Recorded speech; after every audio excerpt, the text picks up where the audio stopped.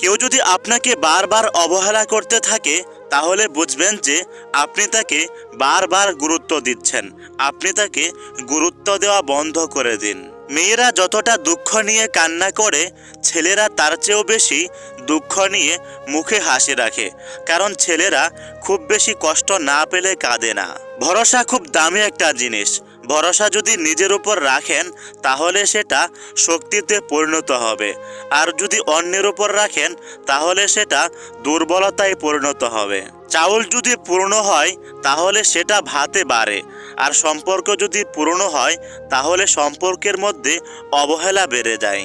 কখনো কখনো সত্যটা জানার জন্য হলেও মিথ্যাটা শুনতে হয়, কারণ মানুষ কতটা নাটক করতে পারে সেটা দেখার জন্য। বর্তমান যুগে 3টি কাজ করলে আপনি নিশ্চিত বাস খাবেন। 1. বিনা স্বার্থে উপকার করলে। 2. কাউকে টাকা ধার দিলে। 3. ভদ্র ব্যবহার করলে। মাঝে মাঝে আল্লাহ তাআলা মানুষকে এজন্য কষ্ট দেন যে মানুষ যাতে দুনিয়া ছেড়ে আল্লাহর দিকে ফিরে আসে। অন্যকে ঠকিয়ে আপনি নিজেকে সুখী ভাবতেই পারেন, কিন্তু আপনার এই ভাবনাটা বেশি দিন স্থায়ী হবে না। প্রত্যেকটা পরিচয়ের কোনো না কোনো কারণ থাকে। কেউ কোনো কারণ ছাড়া আপনার সাথে পরিচিত হবে না, কেউ কোনো কারণ ছাড়া আপনার সাথে সম্পর্ক রাখবে না। কাউকে জোর করে ধরে রাখতে নেই, কারণ কাউকে জোর করে ধরে রাখলে তার কাছে ছোট হয়ে থাকতে হয় এবং তার কথা মতো চলতে হয়। কেউ একজন আমাকে জিজ্ঞাসা করেছিল যে আমার প্রিয় মানুষটি যদি আমাকে ছেড়ে চলে যায় তাহলে আমি কি করব।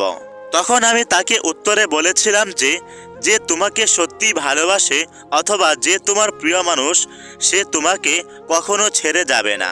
পৃথিবীর সব মানুষই শেষ ঠিকানায় পৌঁছে যাবে, কিন্তু সব মানুষ সুখের ঠিকানায় পৌঁছাতে পারে না।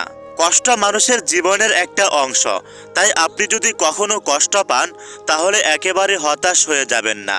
এই কষ্ট আপনাকে আরও শক্তিশালী করে তুলবে। নিজের রাগকে কন্ট্রোল করতে শিখুন।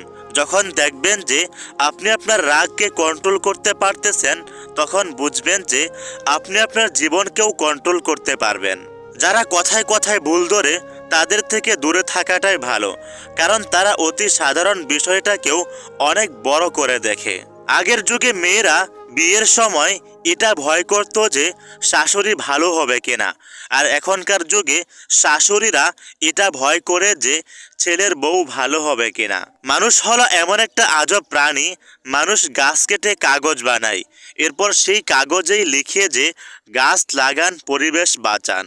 আমার মন সবসময় এমন জিনিসের আশা করে যে জিনিস পাওয়া আমার জন্য অনেক কষ্টকর, কিন্তু আমি আমার মনকে এটা বোঝাতে পারি না। একটা কাঁচ ভাঙার জন্য একটা পাথর যথেষ্ট, ঠিক তেমনি একটা মন ভাঙার জন্য একটি কটু কথাই যথেষ্ট। নিজের ছোটখাটো ভুলের ক্ষেত্রে সচেতন থাকবেন, কারণ ছোট্ট একটা ভুলের কারণে অনেক বড় সমস্যা আপনার জীবনে আসতে পারে।